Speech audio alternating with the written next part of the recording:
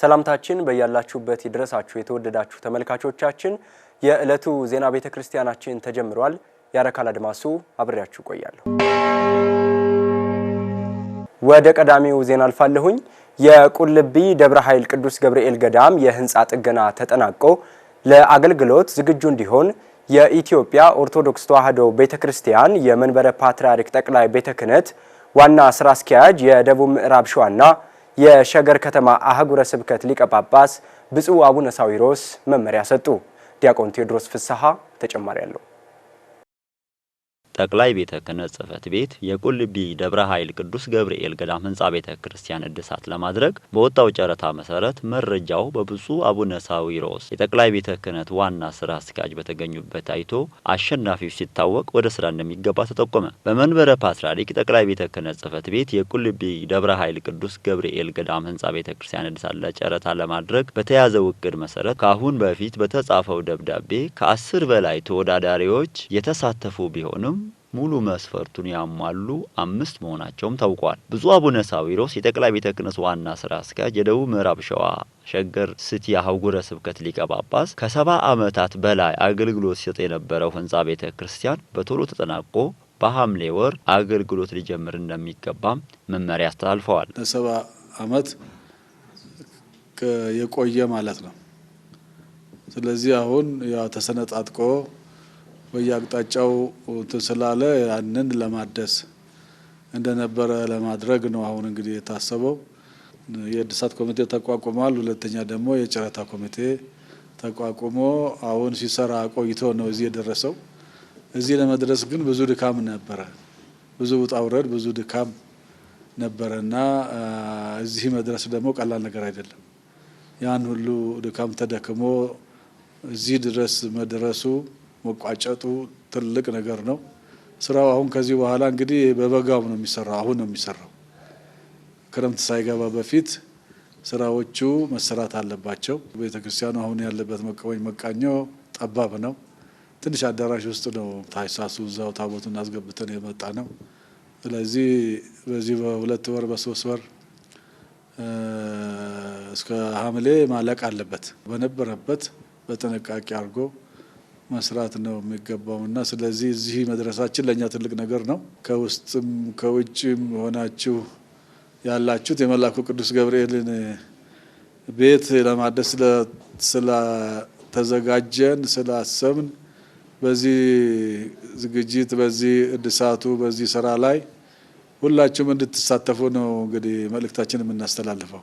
ብፁዕ አቡነ ማርቆስ በመንበረ ፓትርያርክ የስብከተ ወንጌልና ሐዋርያዊ ተልእኮ መምሪያ ሊቀ ጳጳስ እንደ ህንጻው ሁሉ የሁላችንም ህይወት ሊታደስ ይገባል፣ በፍጹም ልባችንም ወደ አምላካችን ልለምን ይገባል በማለት መልእክታቸውን አስተላልፈዋል። እንግዲህ ቅዱስ ሲኖዶስ ወሰነው መሰረት በብፁዕ ስራ አስኪያጅ ተከታታይነት አስፈጻሚነት እዚህ መድረሱ በጣም ደስ ይላል። እንግዲህ እንደዚሁ እንደ ህንጻው እንደው የኛም ህይወት በእውነቱ መንፈስ ቅዱስ የሚጫረትበት ቢሆን ሰይጣን ያፈረሰው አካላችን እንደዚሁ እንደ ህንጻው ቢታደስ ጥሩ ነገር ነው። ያ ቦታው እንደምታውቁት ዓለም አቀፍ ነው። ብሔራዊ ብቻ ሳይሆን ከየትም ይመጣ እግዚአብሔር ቃል ኪዳን ያለበት የመላኩ ተራዳይነት የሚገለጥበት ስለታቸው የደረሰ ሁሉ ደስ ብሏቸው ስለታቸውን የሚያስገቡበት ቦታ ነውና ደሞም በበለጠ እዚህ ደረጃ መድረሱ በጣም የብፁዕ አባታችንም ትልቅ የሥራ ፍሬ ነው። የአቡነ ሳዊሮስ ትልቅ ታሪክ ነው፣ ትልቅ አሻራ ነው። ብፁዕ አቡነ ኒቆዲሞስ የምስራቅ ወለጋ እና ሆሩ ጉድሩ አህጉረ ስብከት ሊቀ ጳጳስ የእድሳቱ ስራ በጊዜ ተጠናቆ ወደ አገልግሎት መመለስ እንዳለበትም አሳስበዋል። ይህ ታላቅ ስራ ነው።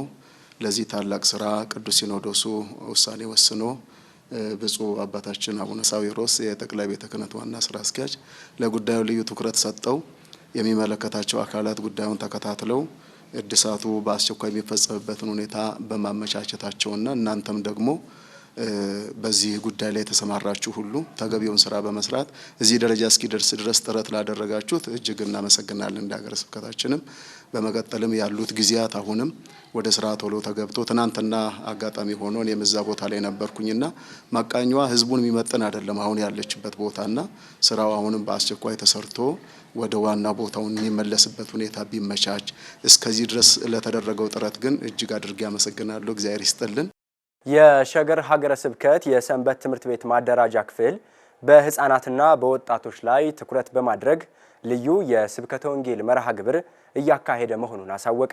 ፈለጉሽ አሻግሬ የሸገር ከተማ አገረ ስብከት የሱሉልታና መናብቹ ክፍላተ ከተማ ቤተ ክህነት ላይ 182 አብያተ ክርስቲያናት ይገኛሉ። በመሆኑም ህፃናትና ወጣቶች የቤተ ክርስቲያን ተተኪ እንዲሆኑ በስፋት ወንጌልን የማስተማር ስራ እየተሰራ እንደሚገኝ ተገልጿል።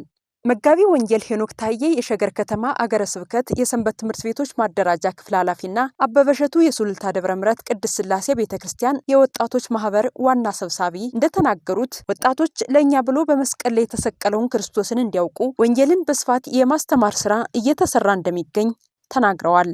ዋናው የቤተክርስቲያን መንፈሳዊ አገልግሎት የሚጀምረው ከትምህርት ነው። ቤተክርስቲያን ሐዋርያዊ ተግባሯ እንዲከናወን የቤተክርስቲያን ተልእኮ እንዲፈጸም ሰፊው ስራ የሚሰራው በትምህርት በስብከተ ወንጌል እንደሆነ ይታወቃል። ከዚህ አንፃር ሰንበት ትምህርት ቤትም ትምህርት ቤት ስለሆነ መንፈሳዊ የቤተክርስቲያን አስተምህሮዎችን ወጣቶች እንዲሁም ህፃናት ሰፊውን ትምህርት የሚጎበኙበት የሚያገኙበት በኦርቶዶክሳዊ አስተምህሮ መሰረት ዶግማና ቀኖናውን ትውፊቱን ጠብቆ ትውልዱ የነገ ቤተክርስቲያን ተረካቢ ሆኖ የሚፈራበት ስፍራ እንደሆነ ይታወቃል። ከዚህ አንፃር በአገረ ስብከታችን በብፁዕነታቸው በሚሰጠው አቅጣጫ መሰረት ወጣቶች የነገዋ ቤተክርስቲያን ተረካቢዎች እንዲሆኑ አገልጋዮች እንዲሆኑ የነገዋ ቤተክርስቲያን ዲያቆናት፣ ቀሳውስት፣ መነኮሳት ከዛም ባለፈ በተሻለ መንገድ ቤተክርስቲያንን ነገ ለማገልገል የሚበቁ ትውልድ ለማድረግ የቤተክርስቲያን አስተምህሮን እለት እለት እነሱ ጋር ትኩረት ሰጥቶ የሚሰራበት ሁኔታ በብፁዕነታቸው አቅጣጫ ከተሰጠበት እለት አንስቶ በስፋት እየተሰራ ይገኛል። ከዚህ አንፃር በሸገር ሀገረ ስብከት ሰፋፊ ክፍላተ ከተማዎች በርከት ያሉ አብያተ ክርስቲያናት አሉ። ከ182 አብያተ ክርስቲያናት በላይ ይገኛሉ። በገጠርም በከተማ ማለት ነው። በእነዚህ ስፍራዎች ላይ ሰንበት ትምህርት ቤት መሰረታዊ የተቋቋመበት ዓላማ መሰረት ያደረገ የነገዋ ቤተክርስቲያን ትውልድ ማግኛ መንገድ እንደመሆኑ መጠን የቤተክርስቲያን ተተኪ ማፍሪያ መንገድ እንደመሆኑ መጠን እዛ ላይ ትኩረት ተሰጥቶ በኢትዮጵያ ኦርቶዶክስ ተዋሕዶ ቤተክርስቲያን መንበረ ፓትርያርክ ጠቅላይ ቤተ ክህነት የሰንበት ትምህርት ቤቶች ማደራጃ የተዘጋጀውን ስርዓተ ትምህርት ተግባራዊ እንዲያደርጉ ከማድረግ አንጻር ሰፋፊ ስራዎች እየተሰሩ ይገኛል። እኛ ወጣቱን በመጀመሪያ ካለበት ባህሪ እንዲወጣ በማድረግ ሕያው የሆነውን ክርስቶስ የሰበከውን ወንጌል በመስበክ ሰዎች በወንጌል እንዲጽናኑ እንዲበረቱ ካሉበት ድካምም ደግሞ እንዲመለሱ በማድረግ ሕይወታቸውን ክርስቶስ ለተሰቀለላቸው ስለሞተላቸው ነገር አውቆ የዛን ጉዳይ ማንነት በውስጣቸው እንዲይዙ ከዛ ካሉበት ማንነት ደግሞ እንዲመለሱ እናደርጋለን። በተለያየ አስቸጋሪ ነገሮች የሚገኙ ወጣቶች ወደ ንስሐ እንዲመለሱ የእግዚአብሔርን ቃል ለሰው ሁሉ ማስተማርና ማሳወቅ የቤተ ክርስቲያኗ ዋናው ዓላማ ስለሆነ ቀጣይነት ባለው መልኩ ተጠናክሮ እንደሚቀጥል ያነጋገርናቸው መምህራን ገልጸዋል። ቀጣይነት የታሰቡ አቅጣጫዎች ከዛ ጋር ተያይዞ እየተሰሩ ያሉ በዝግጅት ደረጃ እየተሰሩ ያሉ ሰፋፊ ስራዎች አሉ። በሸገር ዙሪያ ከ5 ክፍላተ ከተማ በላይ አሉ። እነዚህ 5 ክፍላተ ከተማዎች ላይ በየአብያተ ክርስቲያናቱና በየክፍለ ከተማው እየተዞረ መርሃ ግብሩ ሰንበት ትምህርት ቤቱን፣ ማህበረ ካህናቱን፣ የአስተዳደር ሰራተኞች፣ ምእመናንና ሰበካ ጉባኤውን ማዕከል ባደረገ መልኩ የስብከተ ወንጌል እንቅስቃሴ እንዲነሳሳ እንዲነቃቃ ሰፋፊ ስራዎች ለመስራት በቅድ ላይ እንገኛለን። የነገዋ ቤተክርስቲያን ተረካቢ ወጣቶች ጋር ነው። ወጣቶችን መንከባከብ ካልቻልን በቤተክርስቲያን ቃል፣ በእግዚአብሔር ቃል፣ በወንጌል ለፍጥረት ሁሉ የሚተርፈው ምድር የምታርፍበትን ህዝብ የሚጽናናበትን ቁስለኛ የሚፈወስበትን እንባ የሚታበስበትን ይሄ የተወደደ የእግዚአብሔር ቃል አገልግሎት የቤተክርስቲያን ዋና ተልእኮ ዋና ተግባር እንደመሆኑ መጠን ትኩረት አድርገው ብፁዕነታቸው ግንቦት 2013 ዓ.ም ጀምሮ ነው መርሃ ግብሩ የተጀመረው።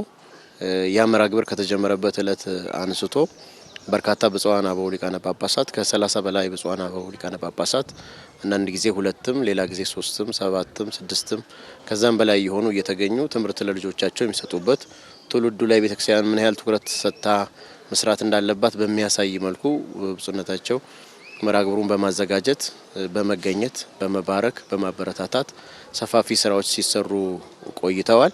ወጣቱ ወንጌል ሲማር እንዲሁም ደግሞ በትምህርት ጎበዝ ሲሆን ንስሐ ይገባል፣ ካለበት ህይወት ይወጣል። እንዲሁ ጳውሎስ በገላትያ ወንጌል 5 ላይ ዘርዝሮ ያሉት 16ቱ ቃላቶች ከዝሙት እንዲሁም ከተለያዩ ከመጥፎ አልባሌ ነገሮች ይመለሳልና ያንን ደግሞ መመለስ የምንችለው በወንጌል ነው። ወንጌል ለሰው ልጅ ሁሉ ተደራሽ እንዲሆን መጽሐፍ ቅዱስን በስፋት በየቋንቋው የማሳተም ስራ ተጠናክሮ መቀጠል እንደሚገባው ተገልጿል።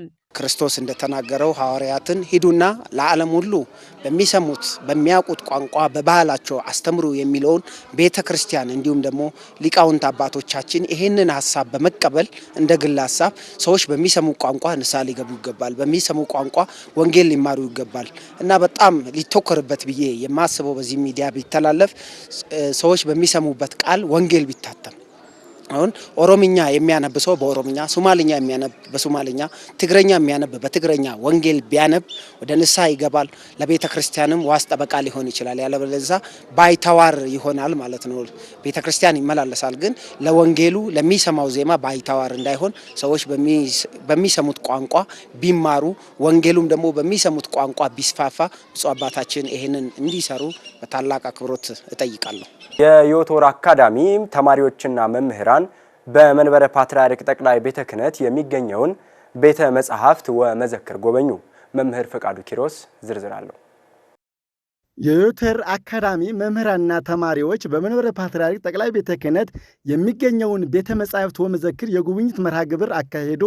መምህራኑ ተማሪዎቹ በጉብኝቱ የታሪክና የቤተ ክርስቲያን ቅርሶችን የተመለከቱ ሲሆን ጉብኝቱም ከጠበቁት በላይ እንደነበር ገልጸዋል።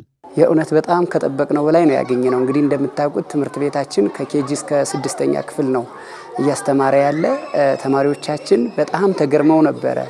የእውነት እንደዚህ አይነት ቅርስ አለን ወይ? የእውነት እንዲህ አይነት መጻሕፍት ነበሩን ወይ ተብለው ተገርመው እኛም ከጠበቅነው በላይ ያሉት መዛግብት ያሉት መጻሕፍት የጳጳሳት ታሪክ ብዙ ነገር ተረድተናል። የእውነት ተረጋግተንም ጊዜ ወስደንም ደግሞ ድጋሚ እንመጣለን። ከጠበቅነው በላይ ደስ ብሎናል። የሚገርመው አጠቃላይ እንደገለጽኩልህ ልጆች ብታያቸው የኬጂ ተማሪዎች ናቸው አትልም ነበርና እየተንበረከኩ የሚያዩትን በቅርሱ ተመስጠው የሊቃነ ጳጳሳትን ቆቡን ሲመለከቱ፣ መገልገያ ማቴሪያላቸውን ሲመለከቱ፣ መጽሐፍቱን ሲያዩ፣ የወርቅ መስቀሎችን ሲያዩ ተንበርክከው እየጻፉ ኖት እየያዙ ነበርና በጣም ነው መምህራኖቹም እንደዚሁ ማስታወሻ ይዘው ተማሪዎቹም ማስታወሻ ይዘው ለካ እንደዚህ ያለ እንዴ እያሉ ነበር። ልክ መምህራኖቹ በተለይ ሲገረሙ የነበረውና ደስ የሚል ነገር ነው ያዩት። ብዙ ነገሮች ኢቭን እኔ ራሱ እንኳን እንደነገርኩ ብዙ ጊዜ ገብቻለሁ። በየቀኑ ሳየው ግን አዲስ ነገር ነውና በጣም ደስ የሚል ቆይታ ነው ያሳለፍነው። በጣም ነው ደስ ያለን። ቤተ መጻሕፍታችሁ በጣም የተደራጀ ነው። ኢቭን በየጠረጴዛችሁ ላይ የላፕቶፕ መሰኪያ እንኳን አለና በጣም ነው የደነቀንና ያው እኛም ከዚህ ሄደን የኛን ቤተ መጻሕፍት በዚህ ልክ ማደራጀት እንዳለብን ያስተዋልንበት ነገር ነውና በጣም ደስተኞች። የዮቶር አካዳሚ ከመደበኛው ትምህርት ጎን ለጎን ተማሪዎች የሀገራቸውን ታሪክ፣ ባህልና መንፈሳዊ እሴቶችን እንዲያውቁ ለማድረግ የተለያዩ ጉብኝቶችን ያዘጋጃል። በዛሬው ዕለትም ከቅድመ መደበኛ እስከ 6ኛ ክፍል የሚገኙ ተማሪዎችና መምህራንን በመንበረ ፓትርያርክ ጠቅላይ ቤተ ክህነት የሚገኘውን ቤተ መጻሕፍት ወመዘክር በመጎብኘት ሁሉም ሰው እንዲጎበኘው ጥሪ አቅርበዋል። ከጃንደረባው ባኮስ ጀምሮ እስካሁን ድረስ እስከ ቅዱስ አባታችን ድረስ ያለው ታሪክ በሙሉ ተዘግቦ ነው ያለውና ምናልባት አጠቃላይ በዚህ በቤተ ክርስቲያኒቱ ስር ያሉ ምእመናንና ማህበረሰብ መጥተው ይሄንን ታሪክ ቢያውቁ በጣም መልካም ነው ብዬ አስባለሁ። ወላጆች በተናጠል እየመጡ ልጆቻቸውን ቢያስጎበኙ እነሱም ቢያውቁት ብዙ ነገር እንግዲህ ያልተገለጠችዋ ኢትዮጵያ እዚህ ውስጥ በሙሉ ተሰብስባ ስላለ ይሄንን መጥተው እንዲያዩ ነው። በጣም እጅግ ሰፊ የሆነ ቅርስ አለ። ከግብፃውያን እየመጡ ልኛን ሲመሩን የነበሩ ሊቃነ ጳጳሳት ከዚያ በኋላ ደግሞ በሀገራችን በተተኩ ሊቃነ ጳጳሳት ብዙ ነገር አለና ይሄንን መተው እንዲያዩ ቅርሳችንን እንድናውቅ ብዙ የመጽሐፍት ስሞች ሰምቻቸው በተለይ አሁን ይሄ መጽሐፈ በርሊን የሚል መጽሐፍ አይቼ በጣም ስገረም ነበርና ብዙ መጽሐፍት እንዳሉን፣ ብዙ ቅርሶች እንዳሉን፣ ብዙ ሀብት እንዳለን፣ ብዙ ንብረት እንዳለን ሁሉም የኢትዮጵያ ኦርቶዶክስ ተዋሕዶ ቤተክርስቲያን ምእመናን መጥተው ይሄንን እንዲጎበኙ የሚል መልእክት አስተላልፋለሁ። ያው እንደ ትምህርት ቤት ማስተላልፈው መልእክት ቢኖር ያው ወላጆች ልጆቻቸውን በመንፈሳዊም በእንትኑም የዳበሩ እንዲሆኑ እንደነዚህ አይነት ቦታዎችን እንዲያስጎበኟቸው ትምህርት ቤቶችን መጥተው ቢጎበኙ ልጆች የተሻለ ነገር በስነ ምግባርም በመንፈሳዊም ባለማዊም የተደራጁ ይሆናሉና ልጆቻቸውን መጥተው እዚህ ቢያስጎበኟቸው ወደፊት ደግሞ እኛ በተደጋጋሚ ማለት በተደራጀ መልኩ መተን እንድንጎበኝ እንዲፈቀደልን እናም እንደኛ ትምህርት ቤት የከፈቱ ኢትዮጵያውያን እየመጡ እንዲጎበኙት የሚል መልእክት ነው እኔ ማስተላለፍ የምፈልገው። በአጠቃላይ ወደዚህ ስንመጣ በድምር ደረጃ ወደ 50 አካባቢ የስታፍ ሰራተኞች 272 ተማሪዎች አካባቢ ከኬጂ እስከ 6ኛ ክፍል ያሉ ተማሪዎች ነው ይዘን የመጣ ነው። የአብያተ ክርስቲያናት ህንጻዎች ሲገነቡ ዘመን ተሻጋሪ ቅርስነታቸው ታስቦ ሊገነቡ እንደሚገባ ተጠቆመ።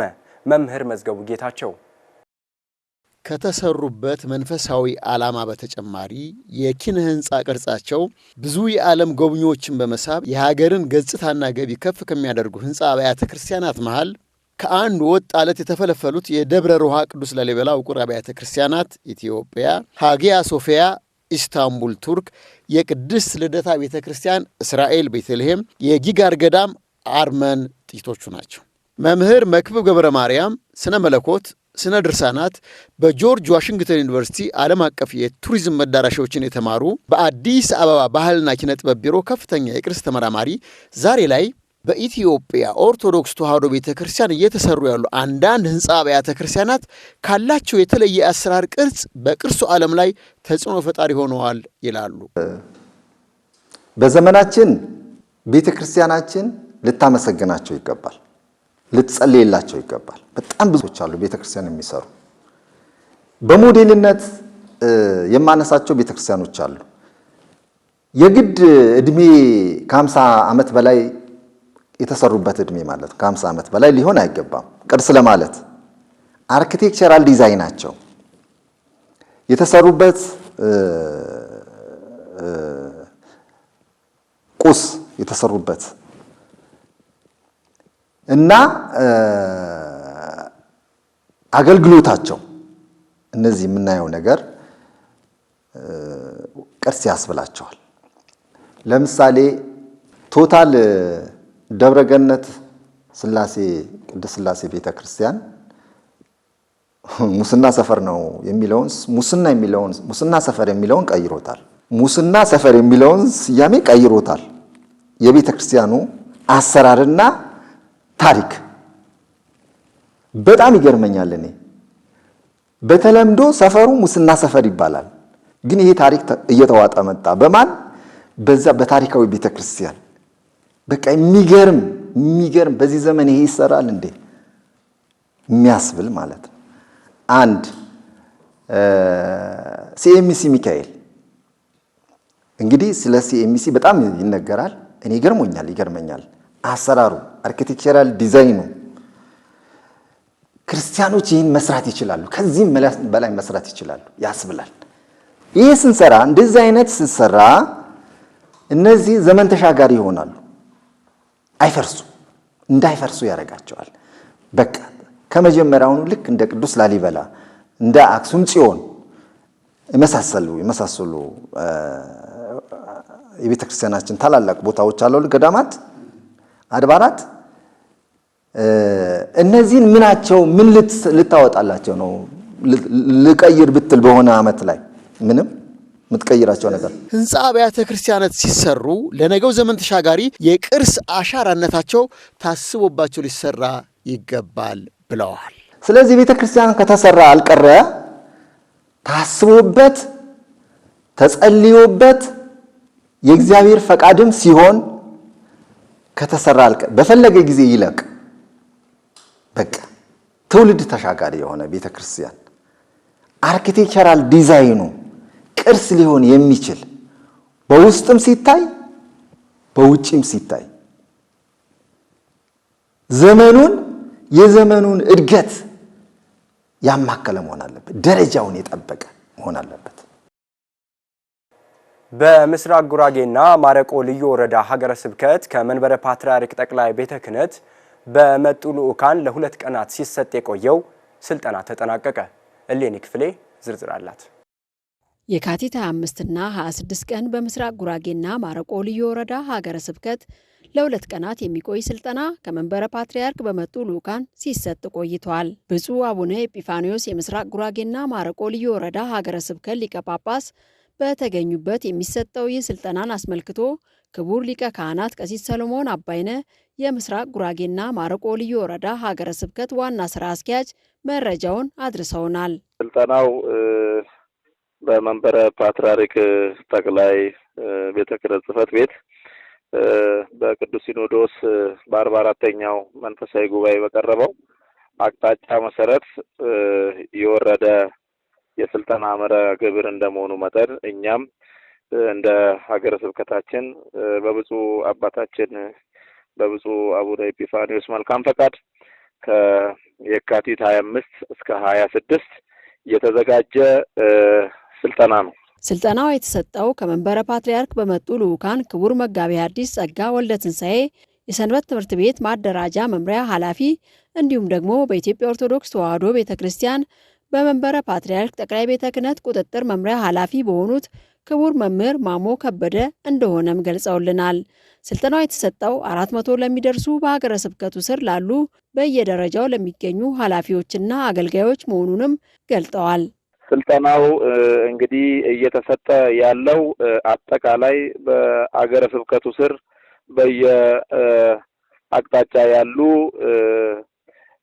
የአገልጋይ ካህናት፣ የሰበካ ጉባኤ አመራሮች፣ የአድባራትና የገዳማት አስተዳዳሪዎች፣ የወረዳ ሊቃነ ካህናት እንዲሁም ደግሞ በየአጥቢያው ያሉ የሰንበት ትምህርት ቤት ተወካዮች እንዲሁም ልዩ ልዩ እንግዶች የተጋበዙበት ሀገረ ስብከቱን ድጋፍ ሰጪ የሆኑ አካላትም የጋበዝንበት ታላቅ ጉባኤ ነው።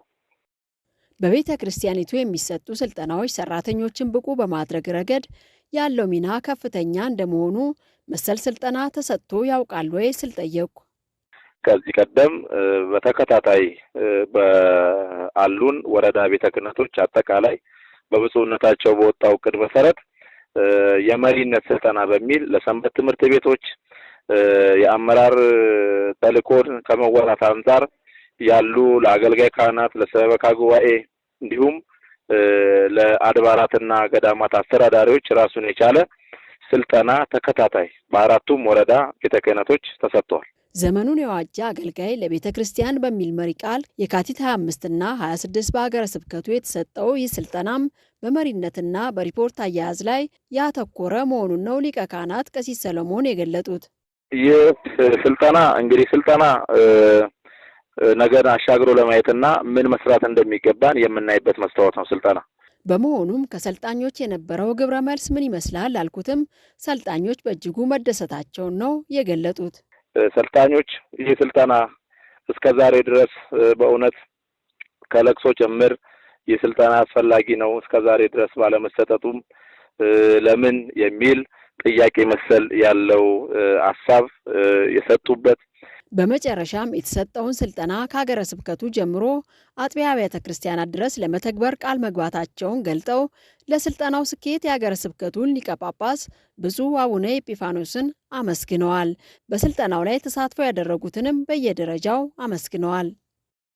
አባይ ባንክ የቤቶችና ሕንፃዎች አስተዳደር ልማት ድርጅት የቤት ክራይ አሰባሰብን በዘመናዊ አሰራር ለመተካት የሚያስችል አማራጭ መንገድ አቀረበ።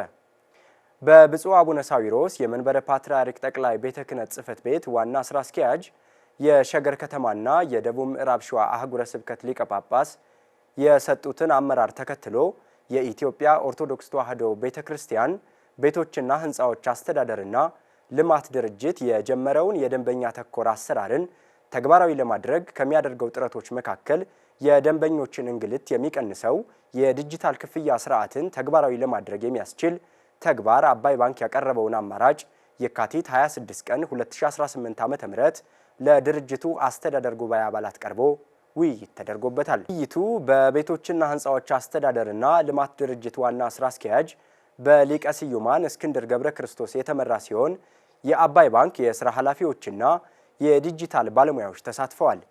የድርጅቱ ዋና ስራ አስኪያጅ በቅርብ ጊዜ ውስጥ የድርጅቱን የክፍያ ስርዓት ዲጂታል የማድረግ ስራ በይፋ የሚጀመር መሆኑንም በዚሁ ጊዜ ገልጸዋል። የተወደዳችሁ ተመልካቾቻችን ለዕለቱ ያሰናዳነው ዜና ቤተክርስቲያን የተከታተላችሁትን ይመስላል። ሌሎች መርሃ ግብሮች ወደ እናንተ መድረሳቸውን ይቀጥላሉ። ከመርሃ ግብሮቻችን ጋር ጥሩ ጊዜ ያሳልፉ።